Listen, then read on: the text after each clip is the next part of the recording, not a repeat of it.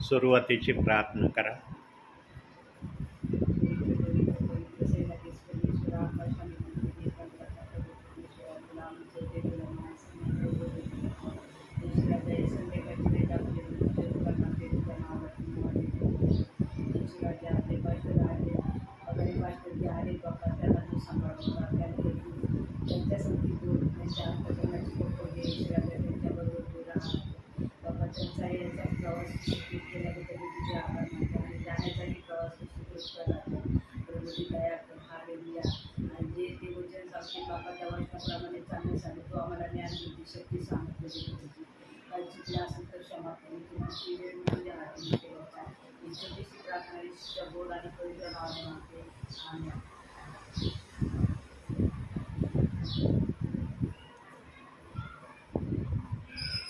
प्रियांनो, अंतिम समय चाललेला आहे ना।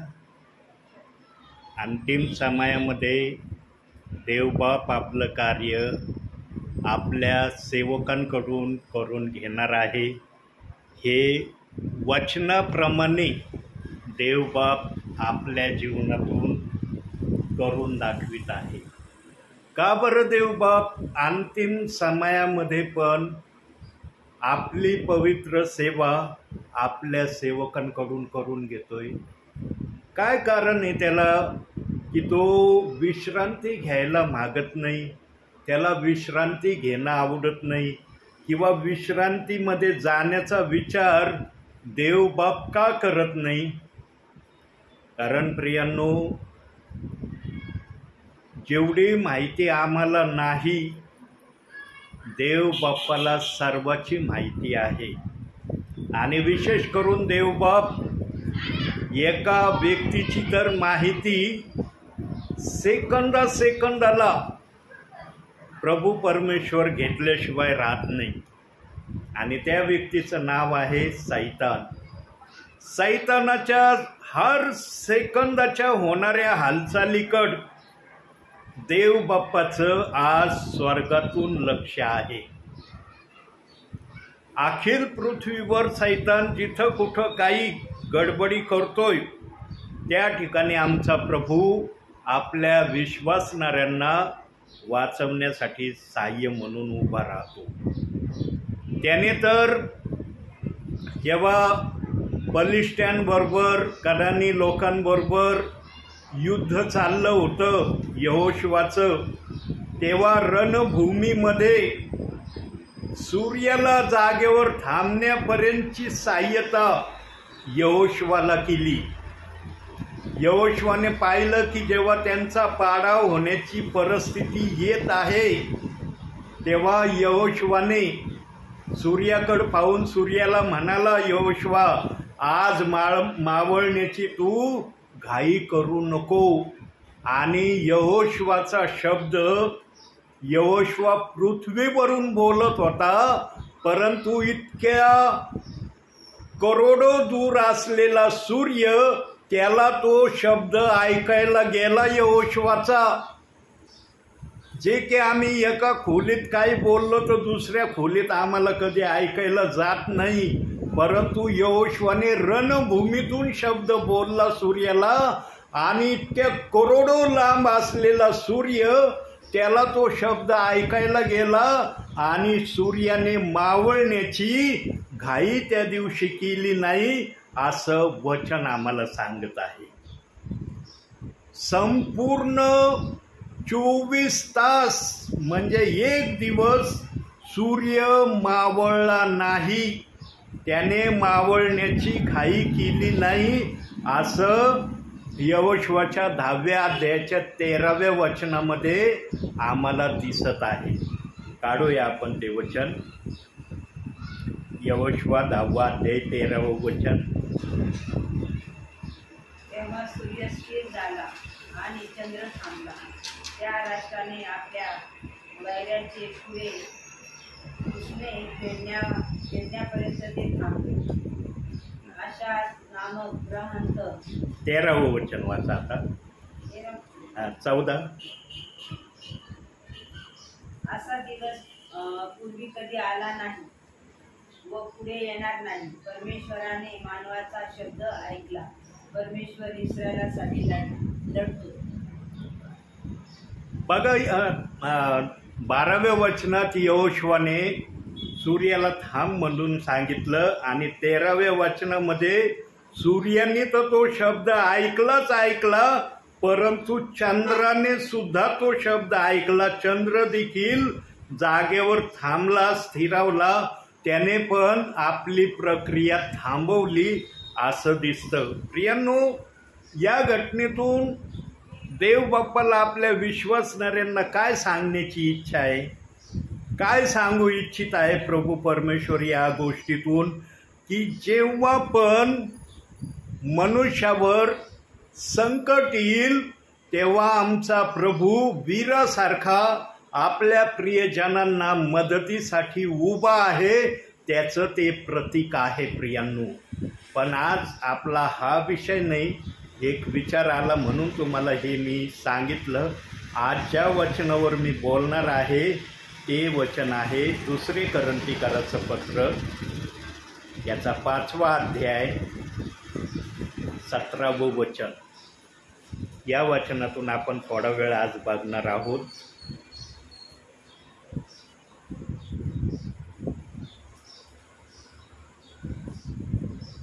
पाचवा अध्याय 17वं वचन.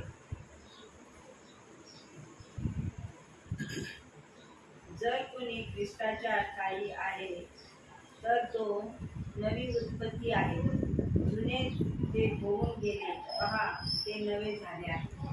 बघा प्रियांनो, आज हे वचन आमच्या जीवनामध्ये आम्ही कितीक वेळेस वाचला असेल किंवा याचा रेफरन्स आम्ही चर्चमध्ये किंवा हाऊस प्रेयरमध्ये ऐकला असेल, परंतु हे वचन ज्या अनुषंगाने पवित्र आत्म्याने बायबलमध्ये ठेवलेलं आहे त्या अनुषंगाने या वचनाप्रमाणे विश्वासणाऱ्याने आपल्या जीवनामध्ये कार्य करायला सुरुवात केलेली आहे का?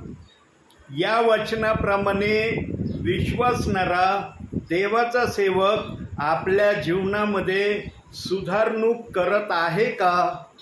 जर या वचनाप्रमाणे सेवकाने विश्वासणाऱ्याने आपल्या जीवनात सुधारणा केलेली असली तर हे वचन त्या विश्वासणाऱ्यांसाठी पूर्ण झालं आहे किंवा या वचनाप्रमाणे ते प्रभू समोर स्वतःला सादर करत आहे असा त्याचा अर्थ होईल. पण जर पवित्र आत्म्याने ज्या प्रकारे हे वचन ठेवलं आहे त्या वचनाप्रमाणे जर विश्वासणारा चालत नसला तर मग विचार करायला भाग पडतो की देव बाप्पाने हे वचन आपल्या पवित्र ग्रंथामध्ये का ठेवलं आहे. जर कोणी ख्रिस्ताच्या ठायी आहे तर ती नवी उत्पत्ती आहे. आज खरंच विश्वासणाऱ्यांना सेवकांना हे मानण्याचं धैर्य प्राप्त आहे का की मी ख्रिस्तासाठी खरोखर वचनाप्रमाणे नवी उत्पत्ती आहे. आता काही गोष्टी पवित्र आत्मा दाखवणार आहे वचनातून आणि जेव्हा ते वचन आपल्या समोर येतील तेव्हा आपल्याला आपोआप कळेल की मी ख्रिस्तामध्ये खरंच नवी उत्पत्ती आहे किंवा नाही.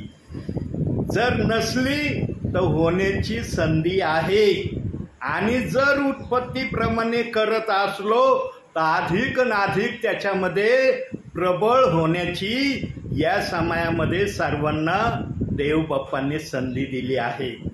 जो कुणी ख्रिस्ताच्या ठायी नवी उत्पत्ती स्वतःला म्हणवितो ना त्याने सर्वात प्रथम तिथं सांगितलंय पवित्र आत्म्याने जुन्या स्वभावाला आपल्या जीवनातून काढून टाकणं महत्वाचं आहे. आज किती जणांनी आपला जुना स्वभाव आपल्या जीवनातून पूर्णपणे काढून टाकलेला आहे. प्रियांनो, जेव्हा ख्रिस्तामध्ये आम्ही चालत असताना आम्हाला दिसतं की काही जणांमध्ये आजही जुना स्वभाव त्यांच्यामध्ये कार्य करणारा आहे आणि तो जुना स्वभाव पहिला जेवढा कार्य करत नव्हता तेवढा प्रभावीपणे ख्रिस्तात आल्यावर कार्य करणारा काही काहींच्या जीवनातून दिसतो. प्रियांनो, हे बघा, सर्वजण खोटं बोलतील आपल्या जीवनामध्ये. मी तर विश्वास ठेवतो की पवित्र आत्मा कधीच खोटं बोलणार नाही. आम्ही जरी प्रत्यक्षात एखाद्या व्यक्तीला त्या गोष्टीनुसार पाहिलेलं नसलं तरी पवित्र आत्मा जर हे शब्द वापरतोय, सांगतोय, तर पवित्र आत्मेला या गोष्टीची माहिती असल्याशिवाय सेवकाच्या मुखातून हे शब्द बाहेर येत नाही. कारण संदेश हा मनुष्याच्या इच्छेने आलेला नाही, देवाचं वचन आम्हाला स्पष्टरित्या सांगत आहे. प्रियांनो, जोपर्यंत आम्ही आमच्या जीवनातून जुन्या स्वभावाला काढणार नाही तोपर्यंत आमच्यामध्ये नवी उत्पत्तीचा अनुभव आमच्या जीवनामध्ये आम्हाला अनुभवायला मिळणार नाही. प्रियांनो, आमचा देव दयेचा सागर आम्ही म्हणतो ना, आमचा देव खरोखर दयेचा सागर आहे. आज या वाचलेल्या वचनाप्रमाणे किती प्रियजन प्रभूला, प्रभूच्या सानिध्यामध्ये चालत असलेले दिसत आहेत. पृथ्वीच्या पाठीवर अगदी थोडे प्रियजन, प्रियांनो, या वाचलेल्या वचनाप्रमाणे 2 कोरिन्थीकराचं पत्र 5वा अध्याय 17व्या वचनाप्रमाणे थोडे प्रियजन चालत असलेले दिसत असतील प्रभूला. असं नाही की या वचनाप्रमाणे एकही प्रियजन पृथ्वीच्या पाठीवर चालत नाही म्हणून. काही ना काही प्रियजन आहेत की ते या वचनाप्रमाणे चालण्याचा प्रयत्न करत आहे. आम्ही या पृथ्वीवर प्रयत्न करण्यासाठी आहोत. आम्ही पूर्ण नाही. आम्ही पूर्ण जर असतो तर देवाला हे वचन द्यायची गरज पडली नसती. प्रियांनो, एदेन बागेमध्ये आदामाने जर ते फळ खाल्लं नसतं तर कदाचित आम्हाला हे पवित्र शास्त्र देव बाप्पाने दिलं नसतं. कारण पाप जर जगात आलं नाही तर मग पापाची परिभाषा शिकवण्यासाठी देव बाप्पाला वचन द्यायची गरजच नाही. पापच नाही जगामध्ये.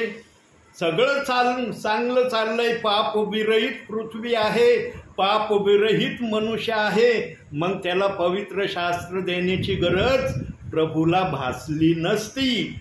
परंतु मनुष्याने देवाच्या आज्ञेची अवज्ञा केली म्हणून देव बाप्पाला पुढचं चित्र ताबडतोब दिसलं की भविष्यामध्ये मनुष्य कशा कशा प्रकारे पापामध्ये जाणार आहे किंवा पापाची योजना तो आपल्या जीवनात बनवणार आहे, कसं तो जीवन जगणार आहे याचं पूर्ण चित्र पवित्र आत्मेला दिसलं. आणि मग पवित्र आत्मेने आमच्या भावी जीवनाला चांगलं वळण लागावं यासाठी हे पवित्र शास्त्र आम्हाला दिलेलं आहे.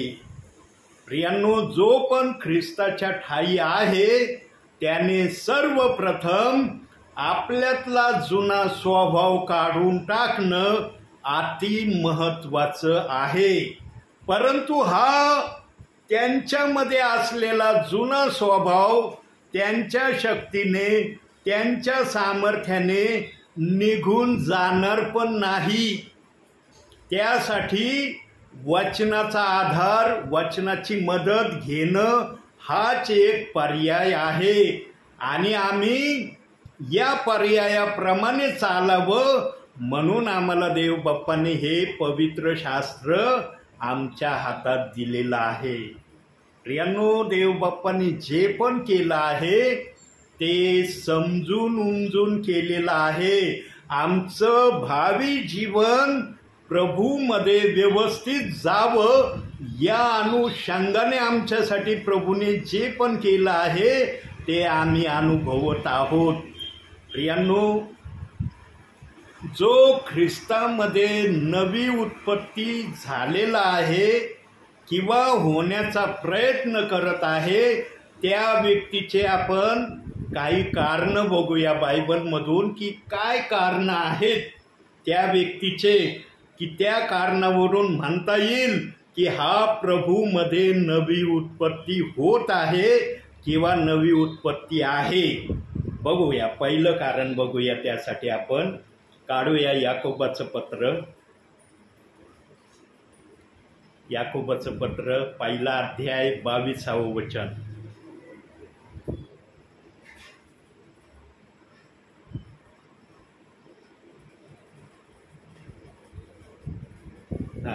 हे कोणतं पुस्तक आहे?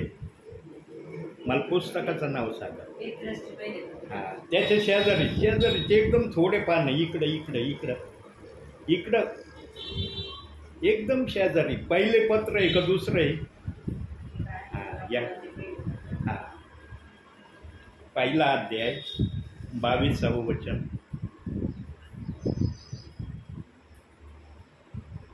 वचनाप्रमाणे आचरण करणारे असे केवळ असणारे असू नका. ऐकणारे असू नका. ऐकणारे असू नका. आशाने तुमची भुलवणूक होते. कारण बस वचनाप्रमाणे आचरण करणारे असा. पहिला सर्वात महत्वाचा मुद्दा किंवा महत्वाची गोष्ट, ज्याच्यामध्ये नवी उत्पत्ती ख्रिस्तामध्ये तो झालेला आहे, तो विश्वासणारा, तो सेवक आपल्या जीवनाला वचनाप्रमाणे चालण्यासाठी तयार करतो. वचनामध्ये राहण्याचा तो सतत प्रयत्न करतो. देवाची वचने जे त्याला करण्यास सांगतात तेच तो करण्याचा प्रयत्न करतो. देवाची वचने जे सोडून दे म्हणण्यासाठी त्याला बोलतो, तो ते सोडून देण्याचाही प्रयत्न करतो.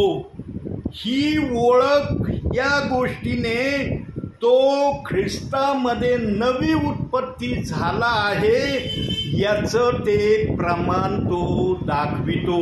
आणि जो ख्रिस्तामध्ये नवी उत्पत्ती झालेला प्रभूला सादर करण्याचा प्रयत्न करतो, तो आपल्या भावी जीवनामध्ये कधीच बायबलच्या कोणत्याही शब्दाला, कोणत्याही वचनाला दोष लावित नाही. सर्वात महत्वाची क्रिया किंवा सर्वात महत्वाची गोष्ट आपल्या भावी जीवनात करतो म्हणजे ती की तो वचनाला कोणत्याच दोष लावित नाही. कोणत्याच बायबलच्या शब्दाच्या विरोधात तो बोलत नाही. पण आजच्या या वर्तमान काळामध्ये प्रियांनो, आम्हाला असं दिसत आहे का की बायबलच्या वचनाला कुणी दोष लावित नाही, वचनाच्या विरोधात कुणी बोलत नाही, वचनाच्या विरोधात कुणी कुरकुर करत नाही, वचनाच्या विरोधात कुणी वादविवाद घालत नाही. दिसतंय आम्हाला आज पृथ्वीच्या पाठीवर असं सर्वत्र. प्रियांनो, आज पृथ्वीच्या पाठीवर कोणत्याही ठिकाणी काहीही चाललेलं आहे वचनाच्या विरोधामध्ये. वचनाच्या विरोधामध्ये काही पण चाललेलं आहे. आणि वचनाच्या विरोधात चालत असलेलं असूनही ते स्वतःला प्रभूचे म्हणवित आहेत आणि छाती ठोकून सांगत आहेत की आम्ही स्वर्गात जाणारे प्रियजन आहे. प्रियांनो, स्वर्गात जाणं मी नेहमी सांगतो सोपं पण आहे जाणं, आणि स्वर्गात जाणं अवघड पण आहे. आम्ही देवाचं ऐकलं नाही तर आमचं स्वर्गामध्ये जाणं कठीण आहे. पण जर आम्ही देव बाप्पाचं ऐकलं तर आमचं स्वर्गामध्ये जाणं सोपं होणार आहे. परंतु हे बोलायला फार सोपं वाटतं प्रियांनो. जेव्हा भावी जीवनामध्ये ही कृती करण्याची प्रक्रिया आम्ही सुरू करतो, त्यावेळेस मात्र विश्वासणाऱ्याला, सेवकाला अनुभव येतो की ख्रिस्ती जीवनामधून काय काय गोष्टीला सामोरं जाण्यासाठी त्याला तयार राहावं लागतं. प्रियांनो, इतकं सोपं नाहीये ख्रिस्ती जीवनामध्ये वाटचाल करणं किंवा ख्रिस्ती जीवनामध्ये सहजरित्या चालणं. फार खडतर रस्ता आहे, फार कठीण रस्ता आहे. हर ठिकाणी काटे पडलेले आहेत. त्या काट्यावर पाय देऊन चालायचं आहे वचनानुसार आम्हाला. जेव्हा वचन आमच्याजवळ असेल तेव्हाच आम्हाला त्यावर पाय देऊन चालता येणार आहे काट्यावर. पण जर आमच्याजवळ वचन नसेल प्रियांनो, देवाच्या आज्ञापालन नसेल, तर ते काटे आमच्या भावी जीवनासाठी अडचणीचे मोठमोठाले खडक म्हणून आमच्या समोर उभे राहतील. प्रियांनो, वचन घेणं आणि वचनाप्रमाणे करणं हे इतकं सोपं नाहीये जितकं विश्वासणाऱ्याला आज सोपं वाटू लागलेलं आहे. आज सांगा, बायबलच्या वचनाचा विरोध चाललाय का नाही? चाललाय का नाही वचनाचा विरोध? एका वचनाचा विरोध चाललाय ना खुलेआम, आणि त्या वचनाचा विरोध सेवकांकडून सर्वप्रथम होत आहे. नंतर विश्वासणारा त्या वचनाचा विरोध करत आहे. माहिती ना आपल्याला कोणतं ते वचन आहे? प्रेषितांची कृत्ये 2 अध्याय 38 वचन. सांगा, या वचनाविषयी आज विश्वासणाऱ्याच्या मनात, सेवकाच्या मनात काय आहे? किती जण आज या वचनाप्रमाणे करतात? किती जण या वचनाप्रमाणे आपल्या जीवनाची सुधारणूक करण्यासाठी स्वतःला प्रभू समोर सादर करत आहेत? प्रियांनो, या वचनाचं ही क्रिया करण्यापेक्षा या वचनाच्या विरोधामध्ये जास्तीत जास्त विश्वासणारे देवाचे सेवक आज चाललेले आहेत. चाललेत ना प्रियांनो? प्रियांनो, देवाचं वचन इतकं सोपं नाहीये जितकं सोपं विश्वासणाऱ्यांना आणि सेवकांना वाटत आहे. प्रियांनो, म्हणून देव बाप्पाने काही वचनं बायबलमध्ये अशी ठेवली आहेत की त्या वचनाचा अर्थ पवित्र आत्म्याशिवाय कोणाला सांगता येणार नाही. बघा, आज आम्ही म्हणतो आम्ही ख्रिस्तामध्ये नवी सृष्टी, नवी उत्पत्ती आहो, परंतु एकच वचन देव बाप्पाने दाखवलं.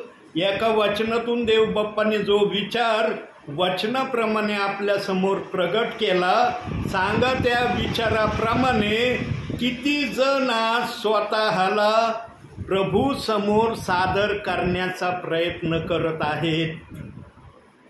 किती जण करत आहे? प्रियांनो, म्हणून बोलवलेले पुष्कळ आहे, निवडलेले थोडे आहे. हे जे प्रभू बोललं ना, ते योग्य रीतीने प्रभू बोललेला आहे. प्रभूने काही गैरअर्थाने बोललेला नाही. म्हणून आम्ही समजून घेणं महत्त्वाचं आहे की वचनाप्रमाणे आचरण आम्हाला करायचंय किंवा नाही. आम्ही वचनाप्रमाणे चालायचं अथवा नाही, हे आमच्यावर प्रभूने सोपवलेलं आहे.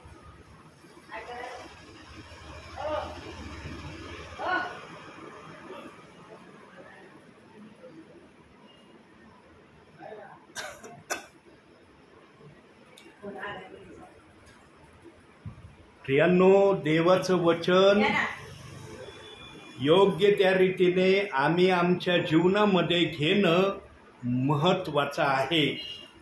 बघा, वचनाप्रमाणे आचरण करणारे असा, केवळ ऐकणारे असू नका. आशाने तुम्ही स्वतःची फसवणूक करता. किती सुंदर, किती सुलभरित्या प्रभूने त्या ठिकाणी विश्वासणाऱ्यांसाठी शब्द वापरले आहेत. प्रियांनो, आज वचन हर विश्वासणारा हर सेवक वाचत आहे, परंतु वाचणाऱ्यांच्या वचन घेण्याच्या प्रक्रिया निरनिराळ्या आहेत. जे आवश्यक वाटतं सेवकाला विश्वासणाऱ्याला तेवढा वचनाचा शब्द घेतला जातो. जे सेवकाला विश्वासणाऱ्याला आवश्यक वाटत नाही ते सोडून दिलं जात आहे. आणि बायबलचं वचन सांगतं की या वचनाचा काना मात्र अनुस्वार देखील तू काढू शकत नाही. तुला हे काढून टाकता येणार नाही. परंतु आज शब्दशः पाहायला गेलं तर वचनाचे काही शब्द विश्वासणारा आणि सेवक आपल्या जीवनातून काढून टाकीत आहे. प्रियांनो, किती वचनाचा आदर आज चाललेला आहे याची माहिती प्रभूशिवाय कोणालाच देता येणार नाही. म्हणून प्रभूने वर न्याय करण्याची प्रक्रिया ठेवलेली आहे. आणि सेवकांच्या कामाला अग्नीपुढं देवाने यासाठी ठेवण्याचं ठरवलेलं आहे की जो वचनाप्रमाणे माझी सेवा करील आणि ज्याची सेवा जळणार नाही त्याला फायदा होणार आहे त्या सेवेचा, पण ज्याची सेवा जळेल त्याला तोटा होईल असा शब्द बायबलमध्ये दिलाय. आता दुसरी गोष्ट बघूया, त्यासाठी काढूया दुसरे तिमोथेचं पत्र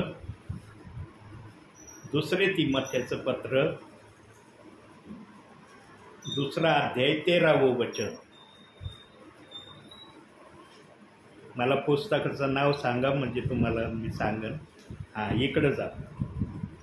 बघा आता दुसरे तिमोथेय 2 अध्याय 13वं वचन.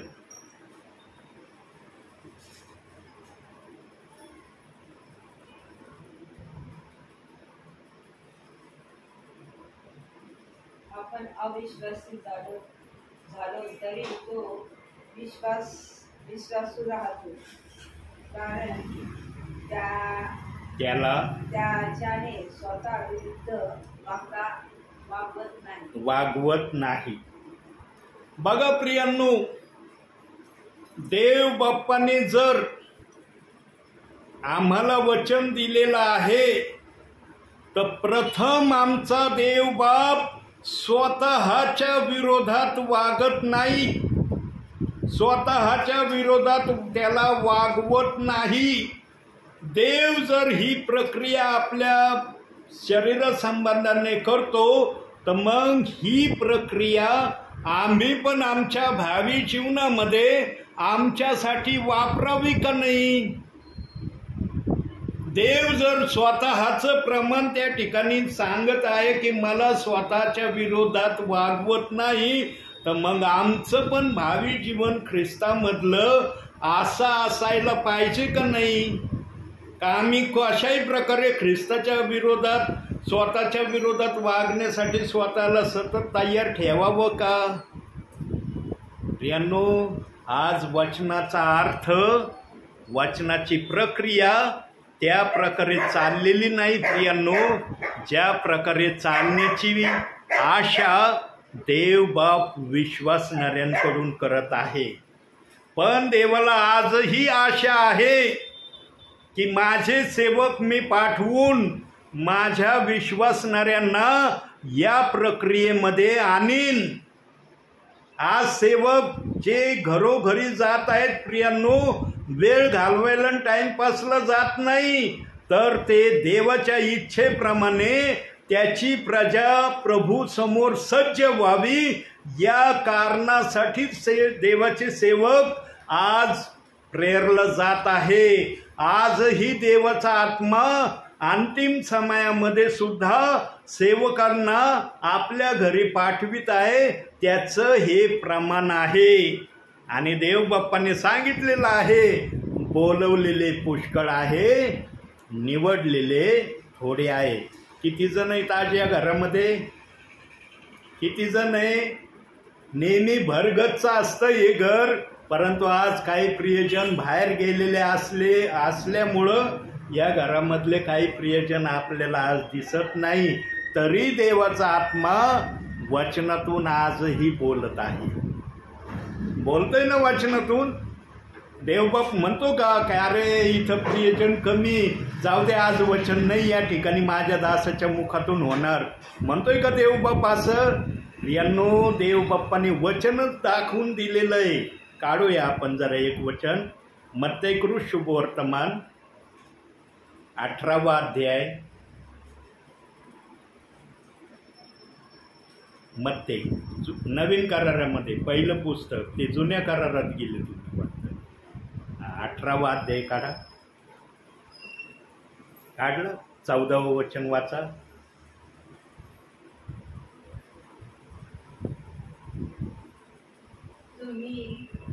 तुम्ही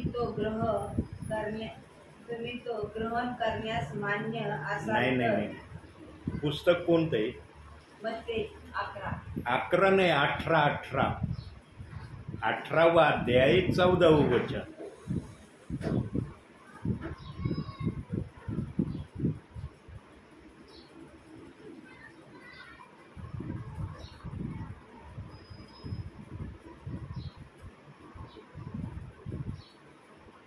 तसे या लहानातील कोणाचाही नाश व्हावा अशी तुमच्या स्वर्गातील पित्याची इच्छा नाही. या कारणामुळं आज या घरामध्ये जरी प्रियजन कमी आहेत तरी देवाचा आत्मा सेवकाच्या मुखातून आपल्याशी बोलत आहे आणि त्याची रेकॉर्डिंग या मोबाईलमध्ये चाललेली आहे. जरी तुमच्या घरातले प्रियजन आज नाहीत, परंतु ही रेकॉर्डिंग जी चाललेली आहे, ही रेकॉर्डिंग त्यांना तो संदेश रिपिटेशनमध्ये ऐकायला मिळणार आहे. प्रियांनो, देवबाप जे पण करतो ना ते आपल्या गौरवासाठी करतो. बघा, मी म्हणू शकत होतो, मी आलो तेव्हा अरे आज तर सिस्टरच दिसतात, चला आता 2 शब्दाची प्रार्थना करतो आणि निघून जातो. माझ्या आलो होतं मनामध्ये बरं का तो विचार.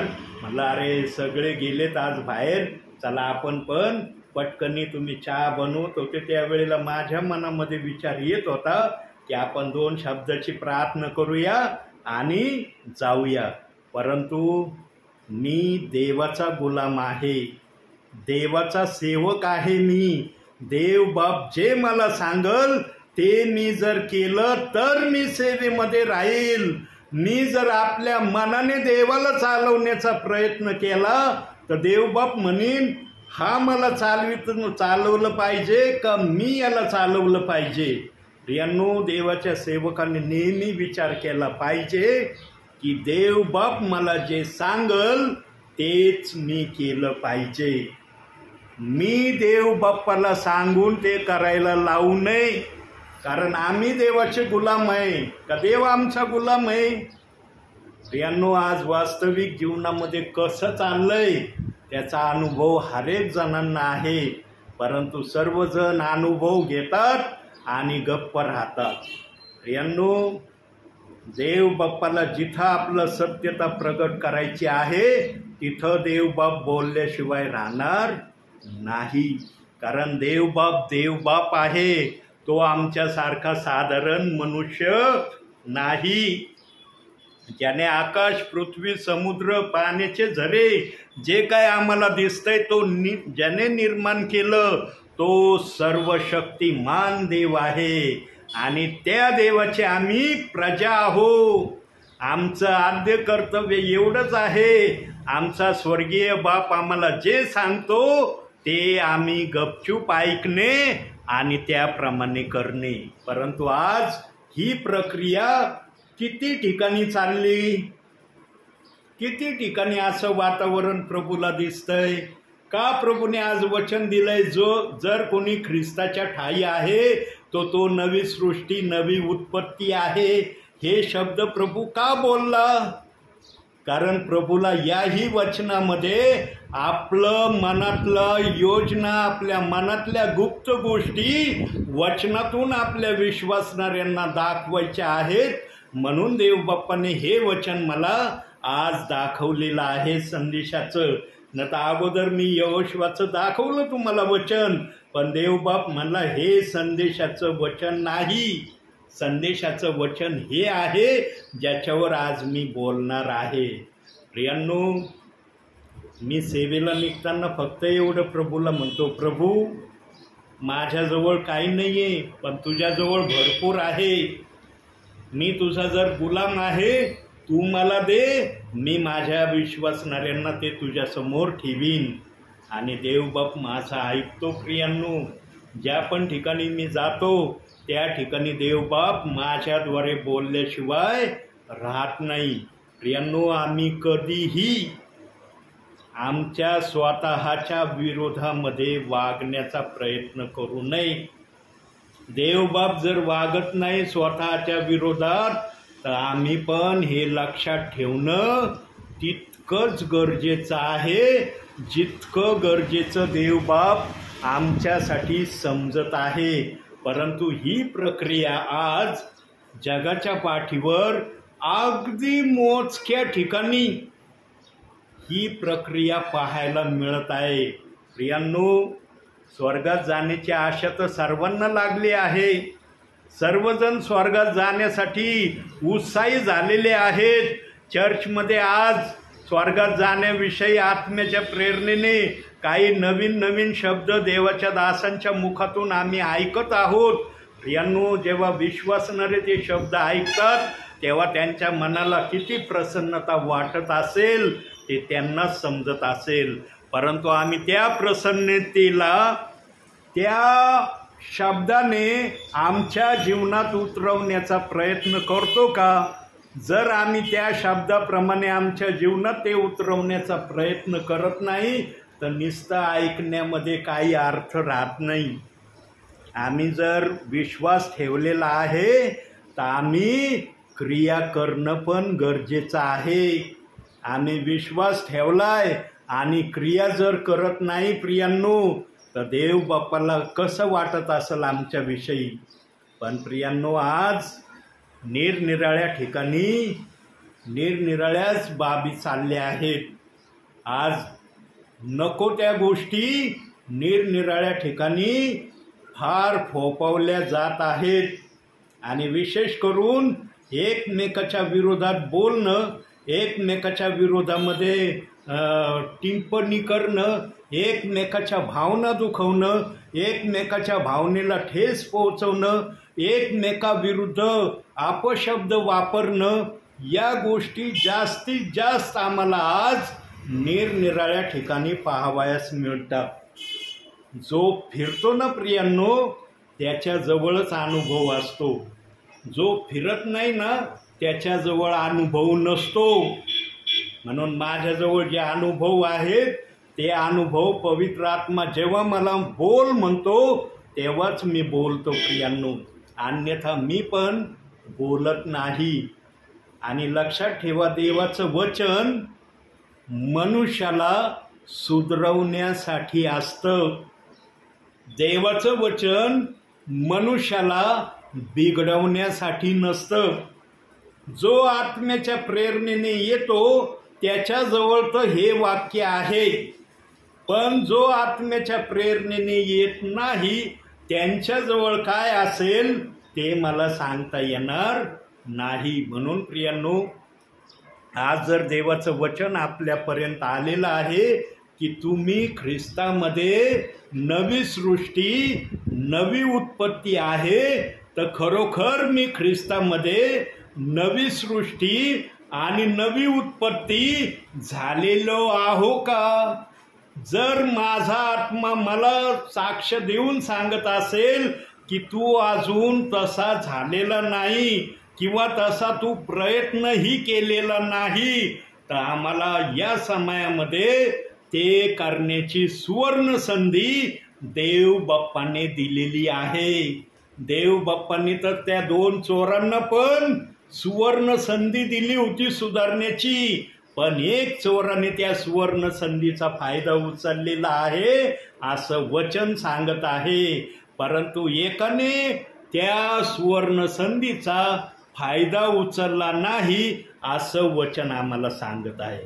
प्रियांनो, आजच्या या वर्तमान काळामध्ये आम्ही प्रभूमध्ये चालत आहोत. आम्हाला कसं ख्रिस्तामध्ये स्वतःचं जीवन प्रभूमध्ये घालवायचं आहे, याचा अधिकार प्रत्येकाला देवबाप्पांनी दिलेला आहे. देवबाप करतो का सक्ती कोणाला, की हेच कर तेच कर, असंच करू नको तसंच करू नको? जबरदस्ती आहे का देवाची आमच्यावर?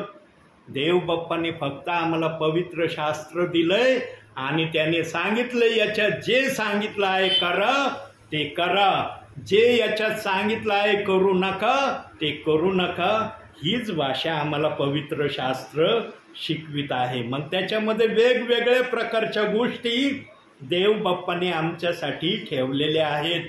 परंतु आजच्या समयामध्ये काही विश्वासणारे पवित्र शास्त्र सुद्धा वाचित नाही प्रियांनो.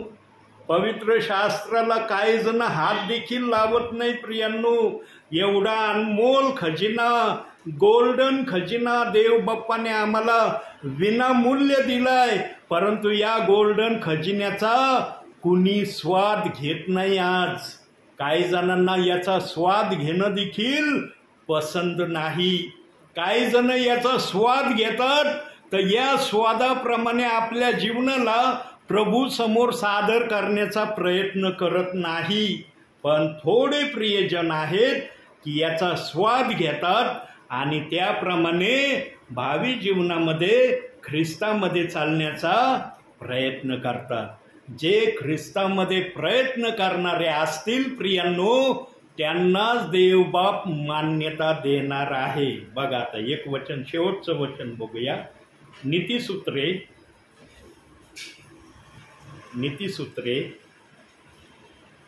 स्तोत्रसंहितेच्या नंतर, स्तोत्रसंहिता संपली की नीतिसूत्रे येतं.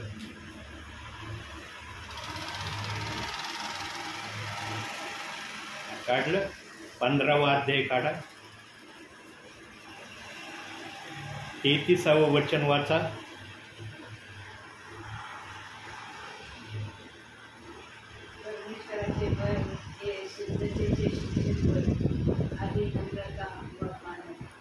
प्रियांनो, आम्हाला प्रभू समोर स्वतःला प्रथम नम्र करणं गरजेचं आहे, असं वचन आम्हाला शिकवित आहे.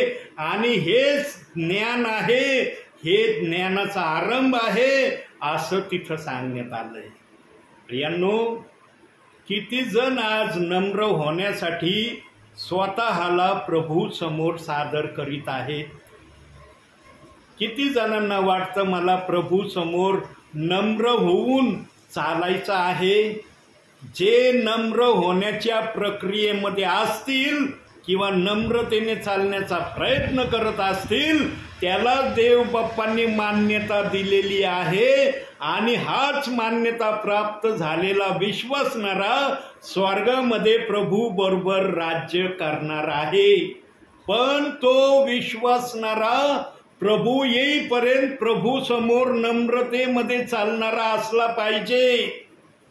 नाही तर काही दिवस नम्रतेने चालला मग आपल्या मनाच्या इच्छेने वागायला लागला, अशाचं स्वर्गामध्ये जाणं अवघड होणार आहे. प्रियांनो, देवबाप्पाने स्वर्ग आणि अंगण विशेष अर्थाने बनवलेले आहेत आणि देवाच्या आत्म्याशिवाय याचा अर्थ कुणीच सांगू शकत नाही. हा कुणी आपल्या मनाने काही पण याचा अर्थ सांगू शकतात. काही जणांना तर वाटतं स्वर्गात जाणं फार सोपं आहे. ज्यांच्या मनामध्ये असा विचार आहे ना की स्वर्गामध्ये जाणं फार सोपं आहे, त्यांच्यासाठी देवाचा हा शब्द आहे त्यांच्यासाठी की स्वर्गामध्ये जाणं कठीण आहे. कारण त्यांना ज्या प्रकारे स्वर्गात जाणं सोपं वाटतंय त्याप्रमाणे स्वर्गात जाणं नाही. आम्ही वचनाला धरून जर चालू तर आमचं स्वर्गामध्ये जाणं अतिशय सोपं होणार आहे. म्हणून जो वचनामध्ये राहतो त्याला जीवनामध्ये राहता येतं. जो वचनामध्ये राहत नाही त्याला जीवनामध्ये येता येत नाही. आणि जे त्याचे विश्वासणारे आहेत ते जीवनामध्ये राहावे यासाठी या दासाच्या द्वारे देवबाप निरनिराळ्या ठिकाणी पवित्र आत्म्यातून आपल्याशी बोलत आहे. प्रियांनो, देवबाप जे पण करतो ना ते आपल्या विश्वासणाऱ्याच्या भावी जीवनाच्या कल्याणार्थ करतो. देवबाप कोणतीही प्रक्रिया अशीच करत नाही. आज मला वाटत होतं की या ठिकाणी मी संदेश देणार नाही, परंतु देवबाप म्हणला माझी इच्छा आहे की या ठिकाणी संदेश व्हावा, आणि मी देवबाप्पाचा शब्द लगेच मान्य केला. म्हणलं देवबाप्पा, तुझी जी पण इच्छा असेल ती इच्छा मी पूर्ण करायला तयार आहे. प्रियांनो, देवाच्या दासाने नेहमी प्रभूच्या आज्ञेमध्ये राहून प्रभू जे करण्यास सांगेल तेच करणारा असावा, आणि जोपर्यंत सेवक प्रभूचा ऐकणारा राहील तोपर्यंतच त्या दासाला प्रभूची सेवा करता येणार आहे. ज्या दिवशी प्रभूचा दास प्रभूचा ऐकण्यापासून माघार घ्यायला सुरुवात करील त्या दिवसानंतर त्याच्याकडून प्रभूची सेवा होईल याची गॅरंटी देता येत नाही. आज बघा किती सेवक आहेत. आहे का सेवकांची कमी? सेवकांना फक्त प्रश्न उभा राहतो की मी आज सेवेला कुठं जाऊ, कोणत्या घरी जाऊ सेवेला, हे विचार आज सेवक करत आहेत. कारण इतके सेवक झालेले आहेत की सेवकांना पण प्रश्न उभा राहायला लागलेला आहे की मी सेवेला नेमकं जाऊ कुठं. म्हणून प्रियांनो, प्रभू जे म्हणलं ना शेवटल्या काळी माझ्या नावाने पुष्कळ येतील, हे शब्द प्रभूने जे वापरले ना ते या अनुषंगाने वापरलेले आहेत. परंतु आजचे काही सेवक, आजचे काही विश्वासणारे या वचनाचा गलत अर्थ सांगत आहेत. शेवटल्या काळी पुष्कळ जण येतील म्हणजे खोटे संदेष्टे येतील असा शब्द बोलायला ते घाबरत नाही. प्रियांनो, म्हणून देवबाप म्हणला तू जो जो व्यर्थ शब्द बोलशील त्याचा तुला न्यायाच्या दिवशी हिशोब द्यावा लागणार आहे, आणि देवबाप हिशोब घेतल्याशिवाय राहणार नाही. म्हणून आम्ही योग्य तेच बोललं पाहिजे. आम्ही जर आत्म्याने चालणारे स्वतःला म्हणवितो ना प्रियांनो, तर आत्मा कधीच गलत विचार विश्वासणाऱ्यांना देणार नाही. आत्मा नेहमी चांगला विचार आपल्या विश्वासणाऱ्याला पण आणि सेवकाला पण देईन. पण आज किती जणांजवळ हे चांगले शब्द आहेत याची पण तपासणी करणं महत्त्वाचं आहे. फार थोड्या प्रियजनांजवळ आज चांगले शब्द आम्हाला ऐकावयाला मिळत आहेत. प्रियांनो, काही ठिकाणी तर आम्हाला चांगले शब्द ऐकायला मिळतच नाहीत प्रियांनो. का? कारण प्रभू वचनातच बोललाय अंतिम समयामध्ये काही चांगलं होणं शक्य नाही. अंतिम समयामध्ये चांगल्यापेक्षा वाईटच तुम्ही अधिक ऐकायला तुम्हाला मिळेल किंवा पाहायला मिळेल, आणि त्याचा अनुभव जगाच्या पाठीवर जे सेवा करणारे सेवक आहेत त्यांना अनुभव येतोय. यांनो, ज्यांच्याजवळ अनुभव आहे त्यांनाच पवित्र आत्मा बोलण्याची संधी देतो. ज्यांच्याजवळ अनुभव नाही ना त्यांच्याजवळ हे शब्द पण तुम्हाला ऐकावयाला मिळणार नाही. म्हणून प्रियांनो, देव नेहमी जोडण्याचा प्रयत्न करतो, देव तोडण्याचा प्रयत्न करत नाही. आणि ह्या जोडण्याच्या प्रक्रियेसाठी देव बाप्पाने देवाच्या सेवकाची नियुक्ती केलेली आहे. आज किती जण देवाच्या सेवकाचं ऐकत आहेत, आणि देवाचे सेवक जे आत्म्याच्या प्रेरणेने सांगत आहे ते करण्यासाठी किती जण स्वतःला तयार करतात.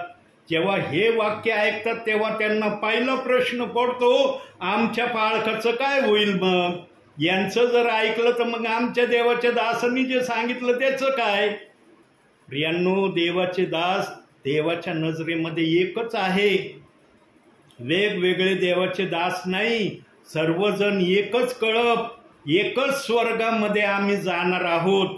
वेगवेगळे कळप नाही, वेगवेगळे स्वर्ग नाही. प्रियांनो, ज्या स्वर्गामध्ये आमचा प्रभू येशू ख्रिस्त आहे त्या स्वर्गामध्ये आम्हाला जायचं आहे. पण त्या स्वर्गामध्ये जाण्यासाठी आम्हाला नम्र होऊन चालण्याशिवाय पर्याय देव बाप्पाने ठेवलेला नाही. आज किती जण स्वतःला म्हणवितील की मी नम्र होण्याचा प्रयत्न करील, मी नम्रतेचं जीवन जगण्यासाठी आजपासून सुरुवात करील. प्रियांनो, जे नम्रतेमध्ये असतील त्यांनी अधिक नम्रतेमध्ये स्वतःला घेऊन जाण्याचा हाच एक मात्र समय आहे. प्रभू आल्यानंतर कोणालाही काही करण्याची संधी मिळणार नाही. म्हणून प्रियांनो, जितकं होईल तितकं आम्ही वचनाप्रमाणे स्वतःला प्रभू समोर सादर करत राहावं. या अनुषंगानेच देवबाप मला निरनिराळ्या ठिकाणी सेवेसाठी पाठवित आहे. म्हणून आजच्या या छोट्याशा संदेशातून देवबाप तुम्हाला आणि मला भरपूर आणि भरपूर आशीर्वाद देव. आमेन.